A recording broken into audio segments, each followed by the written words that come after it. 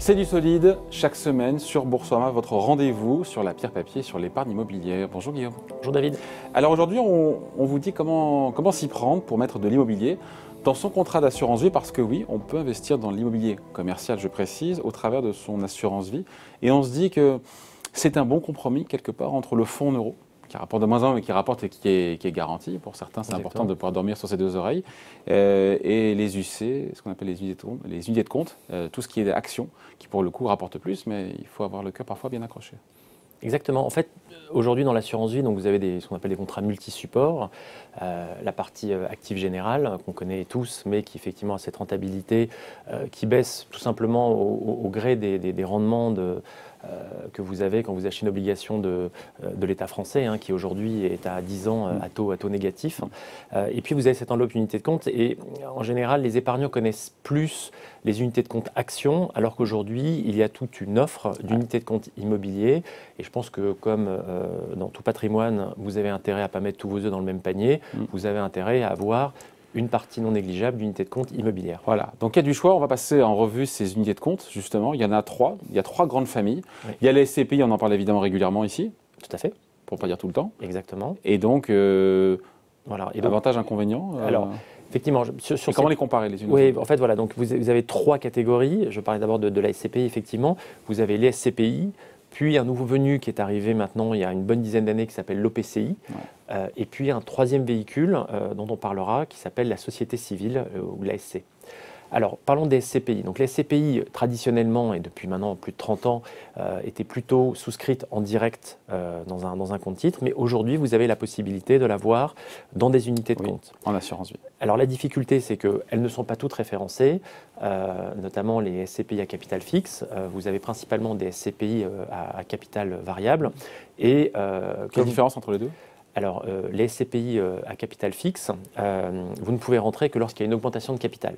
Et donc, pour les sorties, vous ne pouvez sortir d'une SCPI à capital fixe que sur un marché secondaire. Et comme c'est l'assureur qui s'occupe de la liquidité de ce produit-là, lorsque vous décidez d'arbitrer ce produit, eh bien, l'assureur peut se retrouver dans une situation où la liquidité est plus faible. Et donc, l'assureur préfère référencer...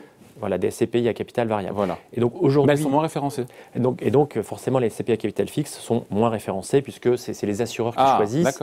Et un assureur vous doit la liquidité. Et donc les assureurs aujourd'hui, et c'est tout à fait naturel, préfèrent référencer les SCPI à capital variable. Voilà. Okay. D'autres difficultés, c'est que les SCPI vous procurent un rendement, donc ça c'est très positif quand vous êtes sur un compte titre puisque le rendement, vous le récupérez. Dans un contrat d'assurance vie, ce qui est un peu plus technique, c'est que ce rendement, eh bien, soit vous le réinvestissez automatiquement dans la SCPI, soit il va dans l'actif général, mais c'est un produit un peu moins pur. Les assureurs préfèrent des produits qui capitalisent. Voilà. Dans les inconvénients, donc avantage, c'est, on le dit souvent, c'est diversifié. C'est facile d'accès. Surtout, c'est un produit assez pur, en fait, parce que quand vous avez une SCPI, vous savez que vous avez 100% de l'immobilier. Voilà. Et donc, le produit étant très pur, vous n'avez pas une volatilité que peut amener, et c'est là où j'en arrive au second produit, qui est l'OPCI. Sur les inconvénients juste de la SCPI, on finit là-dessus, sur les inconvénients de la SCPI, avant de parler des OPCI, on met quoi d'autre sinon? Alors il y a aussi peut-être un peu plus de frais. Il y a aussi les frais d'entrée sont plus importants que sur les autres produits. Mais à part ça, je veux dire, c'est à peu près tout. Je veux dire, la SCPI est un produit très utilisé et qui aujourd'hui fonctionne assez bien dans les contrats d'assurance vie. Alors pourquoi l'OPCI?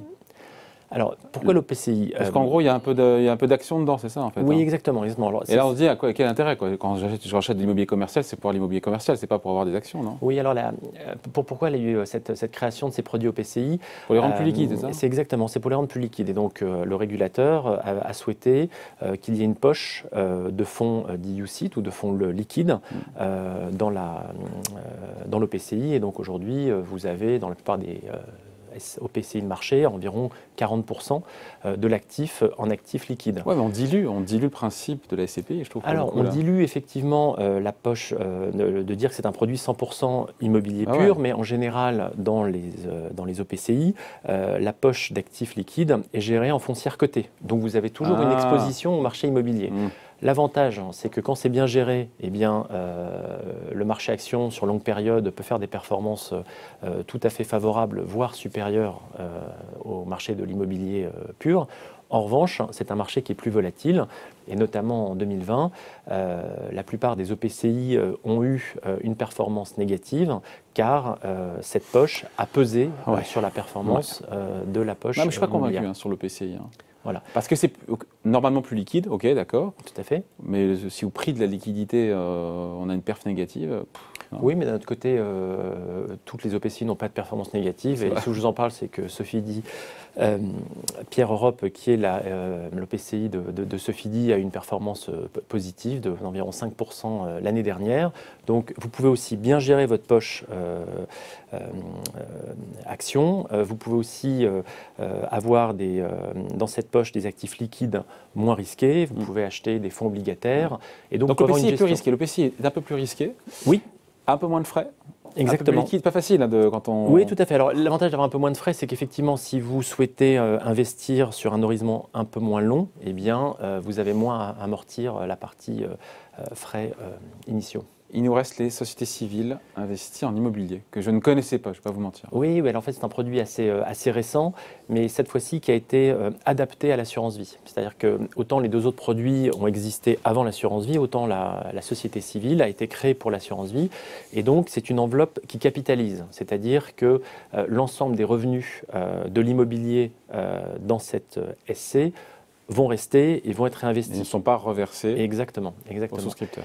Et alors comment ça fonctionne? En général, une société civile marche comme un fonds de fonds. Et donc la société civile investit elle-même, soit dans des opérations directes immobilières, soit dans des SCPI, soit dans de l'usufruit. Enfin, il y a toute une panoplie. Donc en général, ce sont des produits qui sont structurellement plus diversifiés.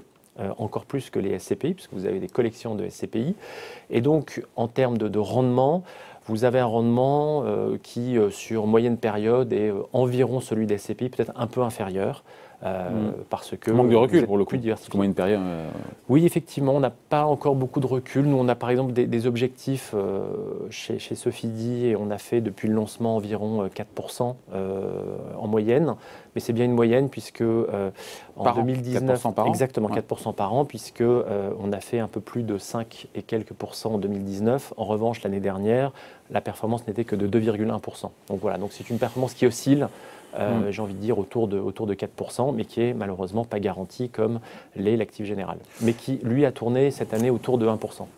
On se dit quoi alors s'il faut, parce que quand on est un particulier, qu'on doit choisir dans son assurance vie, on a le choix donc entre la SCPI, l'OPCI et puis la société civile. Supposé qu'elle soit référencée d'ailleurs. Mais alors, et donc qu'est-ce qu'on fait? Ne répondez pas, on prend les trois. Oui, non, bien sûr qu'on prend les trois. non, mais je pense que si vous avez un horizon très long terme, je pense que la SCPI est peut-être le meilleur choix. Et si vous voulez investir dans l'immobilier pur, je pense que la SCPI reste le meilleur choix. L'OPCI, si vous n'êtes pas averse à un peu de volatilité. Parce qu'exposé au marché action, même si c'est investi en immobilier coté. Exactement, voilà. Et si vous voulez un produit extrêmement diversifié, j'ai envie de dire le moins volatile possible, la SC est un bon choix. Donc voilà, ça dépend. Mais là, on sent que la SCPI, puis la SCPI a fait ses preuves dans la durée.